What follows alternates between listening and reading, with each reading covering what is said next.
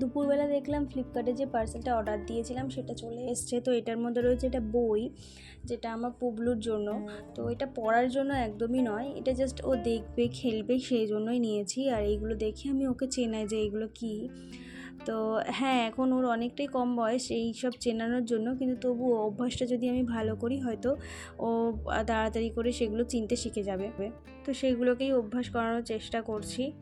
আর দুপুরবেলা এই যে সবে আমি একটু ঘুমিয়েছিলাম তখনই পুবলু উঠে গেছে, তো ওই জন্য আমার মুডটা একটু ভালো লাগছে না। তো যাই হোক, পুবলুর তো খাবার করতেই হবে, তো ওর জন্য এই আপেল ছাড়াচ্ছি।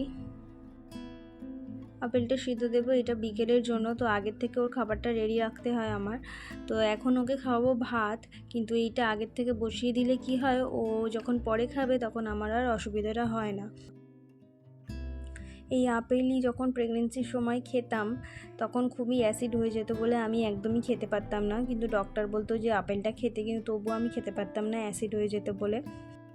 আর তখন না আমার খুব আম খেতে ইচ্ছে করেছিল, পাকা আম, কিন্তু সেই সময় ছিল শীতকাল, তাই পাকা আমটা সেইভাবে আর পাওয়া যায়নি, তাই আমার খাওয়াও হয়ে ওঠেনি। তো সেই সময় তো অনেকেই বলেছিল যে আমার মেয়ে হবে, কিন্তু মেয়ে হয়নি, বেবি বয় হয়েছে। তো আমিও শকড হয়ে গেছিলাম কি করে বেবি বয় হলো, মানে এরকম না যে আমি খুশি ছিলাম না, কিন্তু আমি একটু শকডই ছিলাম।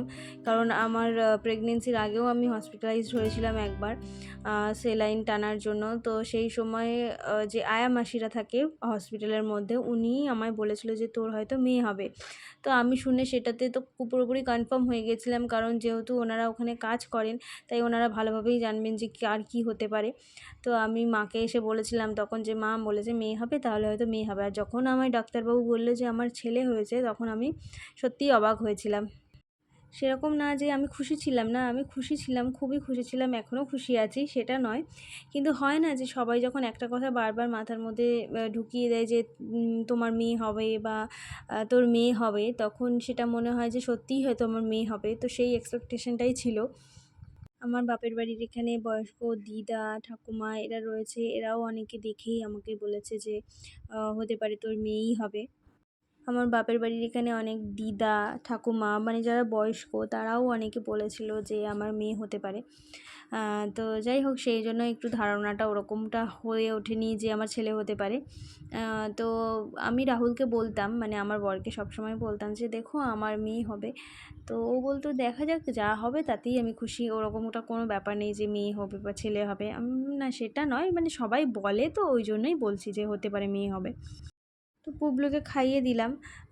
তো এই যে আরেকটা পার্সেল এসছে, এই যে বোতল অর্ডার করেছিলাম একটা, যাতে ও নিজে ধরে খেতে পারে, মানে নিজে ধরতে ওর সুবিধা হয়। এমনিতে ওই বোতলগুলো ধরতে পারি, কিন্তু শুয়ে শুয়ে বা বসে বসে ওই বোতলগুলোকে ধরে খেতে পারে না, হাত থেকে ওর পড়ে যায়। তো ওই জন্য ধরার জন্য এই বোতলটা দিয়েছিলাম, কিন্তু প্রথমে যখন দিয়েছি ও রিফিউজই করেছে, ও খেতে চায়নি সেই বোতলে। কিন্তু এখন মানে ট্রাই করছি যে খাওয়ানোর, দেখি কতদিনে ও খেতে শেখে।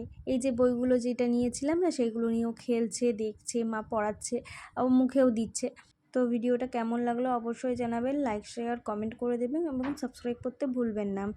তো আজকে এই পর্যন্তই, টাটা, আবার দেখা হচ্ছে কোন নতুন ভিডিওতে।